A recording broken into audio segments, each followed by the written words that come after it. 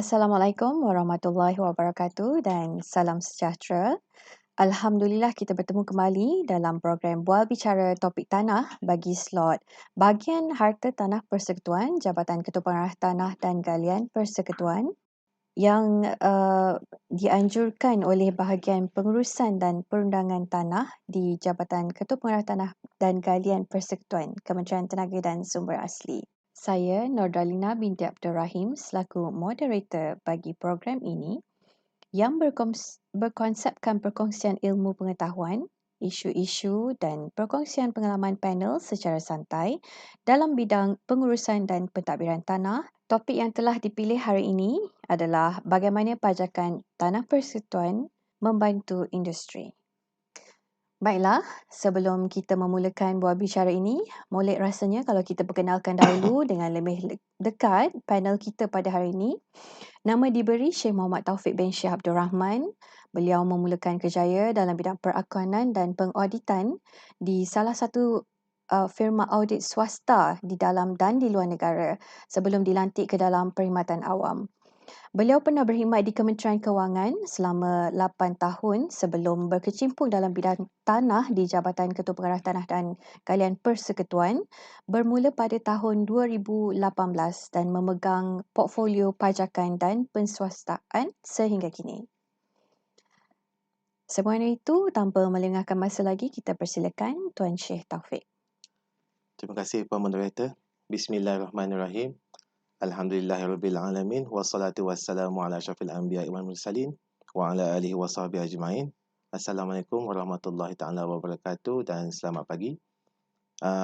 Terima kasih juga kepada pihak BPPT kerana menganjurkan dan menjemput kami ke sesi bual bicara ini.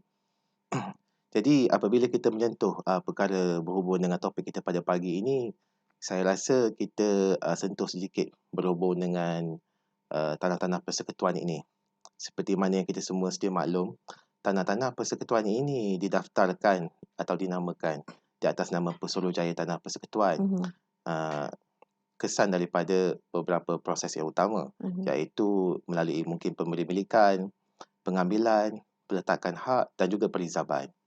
Jadi apabila tanah-tanah ini didaftarkan di atas nama Pesuruhjaya Tanah Persekutuan, ianya menjadi tanggungjawab Pesuruhjaya Tanah Persekutuan itu sendiri di dalam mengawal selia, mengurus dan juga memantau tanah-tanah ini selaras dengan apa yang telah termaktub di dalam Akta Pesuruhjaya Tanah Persekutuan 1957.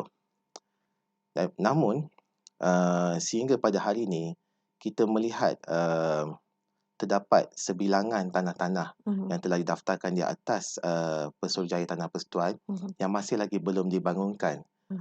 Jika kita bandingkan dengan jumlah keseluruhan tanah-tanah yang dimiliki oleh pihak Pesuruhjaya Tanah Persekutuan, jika kita melihat statistik sehingga pada hari ini, lebih kurang 30,000 lot tanah-tanah yang telah didaftarkan di atas nama PTP dan juga sebanyak 8,000 lot lebih kurang tanah-tanah yang telah didaftarkan juga bagi maksud hizab persekutuan. Saya tertarik dengan kenyataan tu berhubung isu tanah-tanah persekutuan yang masih belum dibangunkan. Kita juga sering berdepan dengan isu pencerobohan dan kependudukan tidak sah yang sering berlaku di atas tanah-tanah persekutuan yang masih belum dibangunkan. Selain daripada kaedah konvensional iaitu penguatkuasaan, apakah mekanisme alternatif yang boleh diterapkan dan diguna pakai untuk meminimumkan risiko pencerobohan di atas tanah-tanah persekutuan yang masih belum dibangunkan ini? Mohon pandangan Tuan. Baik. Perkara ini sebenarnya sering dibangkitkan sebelum ini oleh pelbagai pihak, terutamanya daripada jabatan kita sendiri. Namun sebenarnya kaedah ini pun telah dinyatakan di dalam Kanun Tanah Negara 1965, yang mana tanah-tanah persekutuan ini kita boleh melakukan suatu urusan selain daripada penguatkuasaan bagi tujuan untuk mengoptimumkan penggunaan tanah-tanah persekutuan ini, iaitu pajakan. Kaedah pajakan ini kita boleh rujuk di bawah Seksyen 221 Kanun Tanah Negara yang menyatakan bahawasanya kita berhak, Pesuruhjaya Tanah Persekutuan berhak untuk memajak tanah-tanah persekutuan kepada pihak ketiga ataupun pihak pemohon yang telah berjaya bagi tempoh melebihi 3 tahun ke tempoh maksimum 99 tahun ni jika ia melibatkan keseluruhan lot, dan jika ia melibatkan sebahagian lot sahaja, tempoh maksimumnya adalah 30 tahun sahaja. Isu pajakan ini juga disentuh di dalam pelbagai persekutuan dan juga di dalam Seksyen 63 Kanun Tanah Negara, yang mana ianya menyentuh tata cara dan pajakan ke atas tanah-tanah rizab persekutuan. Bagi terma pajakan ini, kita biasanya sinonim dikaitkan pajakan ini ke atas dua komponen, iaitu pajakan perswastaan ataupun pajakan biasa. Pajakan secara perswastaan ini kebiasaan digunakan ke atas pembangunan-pembangunan yang dibuat secara perswastaan yang dikendalikan oleh pihak unit kerjasama awam swasta di bawah Jabatan Perdana Menteri. Perkara ini pun adalah selaras dengan dasar polisi kerajaan yang diperkenalkan semasa di RMK 9 sekitar tahun 2006 bagi tujuan pelaksanaan perolehan secara perswastaan ini. Namun, instrumen pajakan yang juga pakai bagi perswastaan ini hanya melibatkan dua komponen sahaja. Yang pertama adalah untuk bagi memastikan kependudukan syarikat yang dilantik sah beroperasi di tapak tersebut. Dan yang kedua adalah sebagai satu instrumen bayaran balik pihak kerajaan kepada pihak syarikat hasil daripada terma-terma yang telah dipersetujui di dalam perjanjian konsesi dan juga perjanjian pajakan. Dan bayaran itu telah ditetapkan secara tahunan dan berjadual. Jadi dalam hal ini kita akan lebih khususkan kepada topik yang melibatkan pajakan biasa. Dalam pajakan biasa ini, kita mendapati bahawa ianya sebenarnya adalah salah satu kaedah yang efektif jika ianya diguna pakai dengan cara yang lebih produktif untuk kita untuk mengoptimumkan penggunaan tanah-tanah persekutuan ini, terutamanya ke atas tanah-tanah yang masih belum dibangunkan. Jadi saya pun telah menghadiri seminar bersama pihak Rehda Institute, dan apabila saya terlibat dalam seminar tersebut, saya mendapati bahawa sebilangan syarikat masih belum jelas ke atas pajakan ini. Adakah pajakan ini dia adalah satu proses seperti sewaan? Adakah dia melibatkan suatu pembayaran seperti premium? Adakah ada sebarang deposit dikenakan? Jadi apa yang kita lihat, pendedahan itu kurang. Yang kita buat di antara pihak kerajaan dengan pihak swasta. Yang mana kita melihat sebenarnya suatu platform perlu kita wujudkan bagi tujuan untuk pencerahan ini, dan supaya kita dapat suatu dengan izin mutual understanding di antara kita dengan pihak swasta di dalam untuk menguruskan tanah-tanah kita ini dengan lebih efisien. Dan apabila kita sentuh juga berkenaan dengan pajakan ini, ia biasanya akan melibatkan suatu isu lain yang dibangkitkan. Sebagai contoh, isu pembangunan dan sebagainya.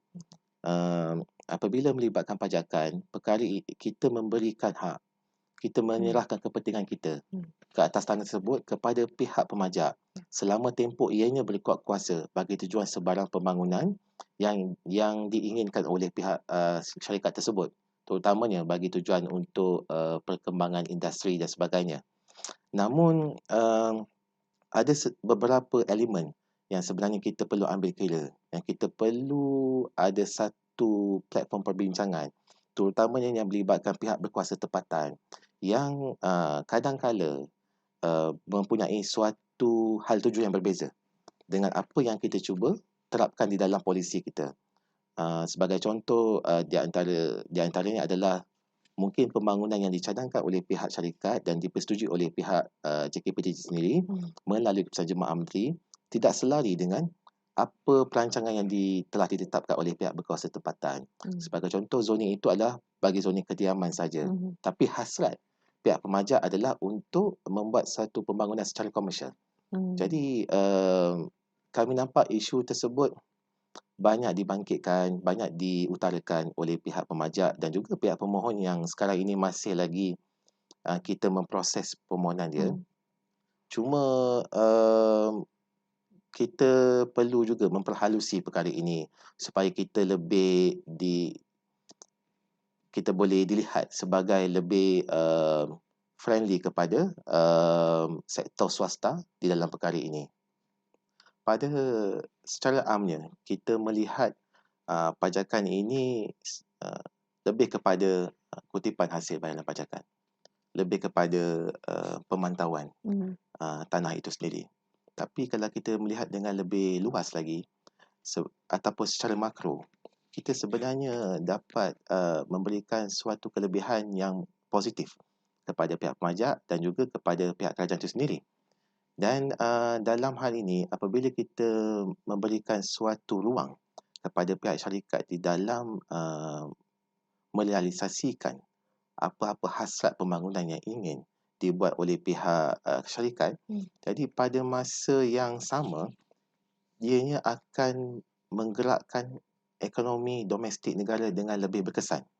Dan selain daripada hasil persekutuan yang melibatkan bayaran pajakan tahunan ini, kerajaan juga secara tidak langsung akan mendapat hasil-hasil yang lain. Sebagai contoh, cukai tanah. Sebagai contoh, apa-apa fee yang dikenakan oleh pihak berkuasa tempatan. Dan yang paling utama adalah dari sudut kutipan cukai tahunan. Yang mana sebenarnya kutipan cukai ini adalah suatu elemen yang terbesar di dalam hasil kerajaan persekutuan, yang apabila kita memberikan ruang kepada pihak syarikat, kita sebenarnya telah mewujudkan pembayar-pembayar cukai baru, kita telah mewujudkan kapasiti yang lebih luas kepada pihak syarikat untuk menyumbang lebih hasil kepada negara.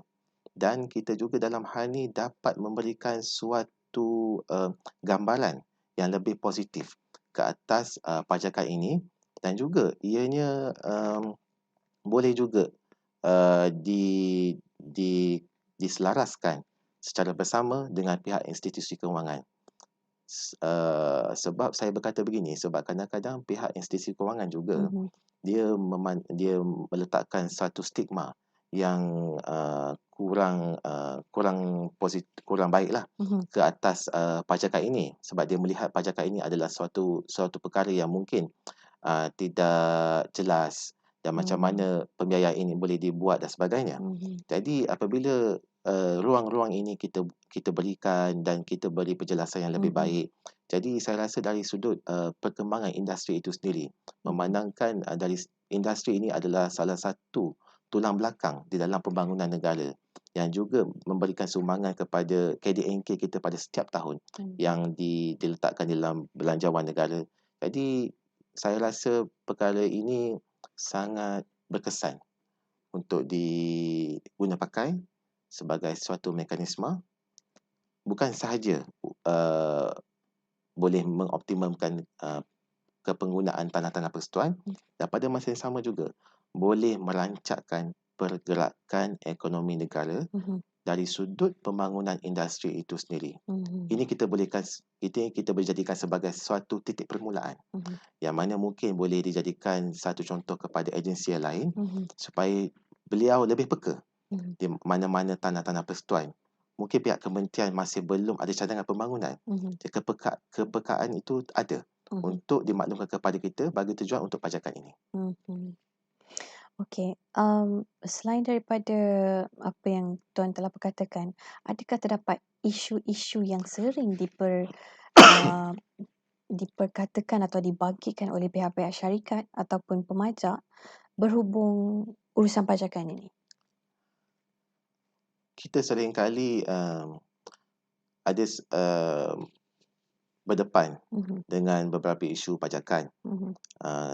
Namun sebahagian besarnya hanyalah isu pentadbiran sahaja. Cuma ada satu isu yang kebiasaannya dibangkitkan oleh pihak pemajak sedia ada dan mahupun pihak pemohon, iaitu nilaian pajakan itu sendiri. Kita sebenarnya tidak menafikan nilaian tersebut.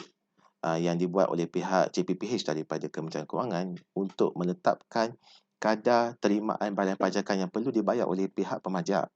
Sebab itu adalah salah satu hasil persekutuan. Namun di dalam hal ini saya rasa perkara ini perlu dilihat semula dengan lebih teliti supaya ianya lebih memberi ruang kepada syarikat untuk berkembang dan meningkatkan kebolehupayaan syarikat itu di dalam meneruskan apa-apa perancangan dihasratkan ke atas tanah tersebut.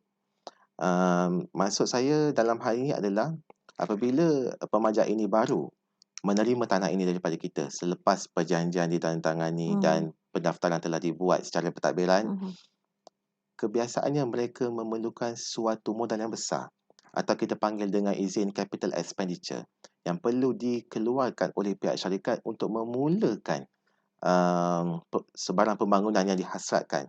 Jadi dalam hal ni, jika kita meletakkan satu nilaian yang berdasarkan kadar pasaran, pakai dari nilai itu daripada pihak JPPH, berkemungkinan dia akan memberikan suatu bebanan yang tinggi kepada pihak pemajak, yang mana ia akan memberikan risiko yang tinggi juga kepada pihak kerajaan melalui akaun boleh terima.